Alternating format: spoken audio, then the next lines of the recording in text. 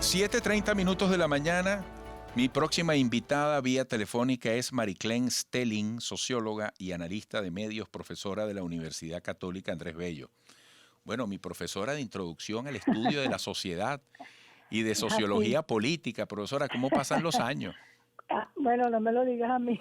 Parece que fue ayer. ¿Ah? Sí, señor, que tú todavía estás en la flor de la vida. Mire, profesora. Ay, mira, me disculpo, pero aquí no funciona internet hoy en la mañana. Bueno, tú sabes que eso es un karma que estamos sufriendo todos y todas. Profesora, fíjese, usted ha afirmado que la oposición, bueno, conocido lo que pasó el domingo pasado en Barinas, vuelve al ruedo. Ajá. Y el chavismo se mantiene invencible. Yo quisiera que usted explicara por qué esta afirmación. Bueno, fíjate, esa afirmación de alguna manera cambia con las elecciones de Barinas. Es decir, Barinas demostró que el chavismo es derrotable. Es derrotable y demostró que la oposición, que la corriente, derrotó a la corriente abstencionista de la oposición.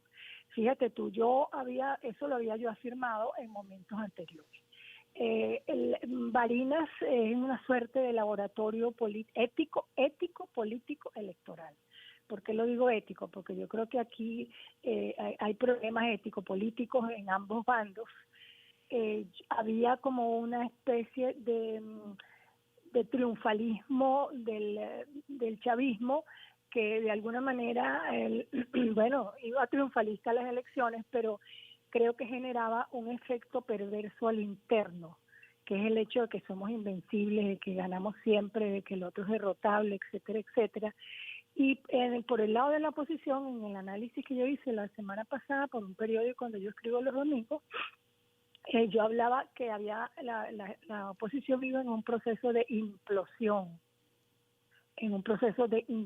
estaba implosionando por la incapacidad de unirse a las corrientes y por la corriente abstencionista, que era la que estaba mandando fundamentalmente en la oposición, y la corriente abstencionista estaba haciendo que las fracturas se profundizaran y que la oposición de alguna manera se desdibujara del panorama político electoral.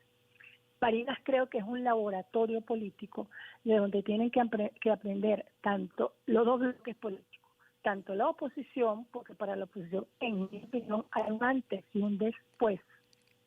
Y en el chavismo, debe haber ahorita un golpe político y moral muy fuerte, claro, porque era un chavismo invencible, pero invencible no tanto, yo diría, por su gestión de gobierno, sino invencible por la figura de Chávez e invencible por la debilidad de la oposición, porque el bloque opositor era débil electoralmente. Yo no voy a decir que en otros ámbitos de la confrontación, porque la confrontación entre los dos bloques tiene muchos ámbitos, pero en el ámbito electoral, la corriente interna de la oposición que se había impuesto era la corriente abstencionista. Ahora, profesora, usted es socióloga, ¿y qué le dijo Barinas? ¿O qué le dijo Venezuela representada en Barinas a los políticos venezolanos? Porque fíjese usted, pasamos por unas parlamentarias, elecciones tan importantes. Sí. Y desde la oposición se decía, en gran medida, no se puede votar. Pasamos apenas... No se debe votar. Así es. No se puede, no se debe. Ajá, ahora, profesora, el 21 de noviembre, fíjese lo que pasó.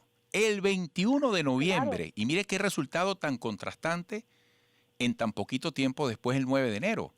Yo te diría que el pueblo barinés cambia el rumbo de la historia reciente de Venezuela, cambia el rumbo de la confrontación política y de alguna manera también incide sobre el proceso de diálogo, el rumbo del proceso de diálogo. Yo creo que es un antes y un después, es un hito político electoral, ético político electoral importantísimo para el país. Y para las fuerzas políticas, que si no se revisan, tanto oposición como gobierno, después de lo de Barinas, estamos perdidos. ¿Qué punto, por ejemplo, debería corregir? Vamos a ese aspecto, tanto para un lado como para el otro. Comencemos por el gobierno. ¿Qué punto debería corregir el gobierno? ¿Qué mensaje en ese aspecto concreto puede haber emitido Venezuela? Bueno, yo diría, vamos primero por una arista. Yo diría que el rumbo político es el triunfalismo. O sea, el chavismo debe decirse ahora, somos derrotables. Y somos derrotables en la tierra de los Chávez. En la tierra donde nació Hugo Chávez, que generó todo el movimiento chavista, pues. Y la oposición también debe, digamos, yo diría, yo no quiero utilizar la palabra derrotar, pero la oposición tiene que dejar la corriente abstencionista, la tiene que dejar, la tiene que abandonar porque ya vio además que puede triunfar si se organiza. Profesora, reconocimiento para el CNE, es decir, al trabajo que pudo ser fruto de las negociaciones que se adelantaron en distintos escenarios, ¿eso es necesario? Bueno, yo creo que la institucionalidad en general debe revisarse, la institucionalidad en general, porque yo creo que las primeras elecciones en Barinas y la decisión que se tomó de inhabilitar a posteriori a Superlano, la injerencia creo que fue del Tribunal Supremo de Justicia, ¿verdad?, que dejó de lado al Consejo Nacional Electoral, lo disminuyó, lo minimizó, y la decisión política de anular las elecciones y de volver a hacerlas, yo creo que hay un aprendizaje para el chavismo profundo. Qué interesante. Yo diría que más profundo para el chavismo, para el gobierno y el chavismo que para la oposición. La oposición yo creo que tiene que revisar su línea abstencionista y aprovechar la coyuntura Barinas para que no ocurra ese proceso de implosión de la oposición que yo estaba visualizando hasta el domingo, hasta estas segundas elecciones.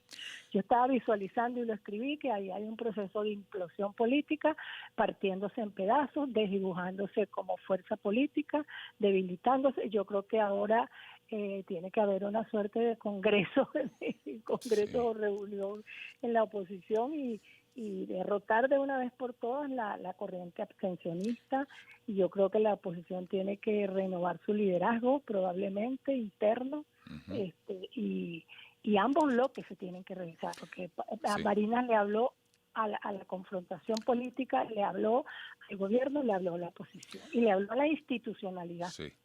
Bueno, profesora, gracias por este interesante análisis. Hasta pronto.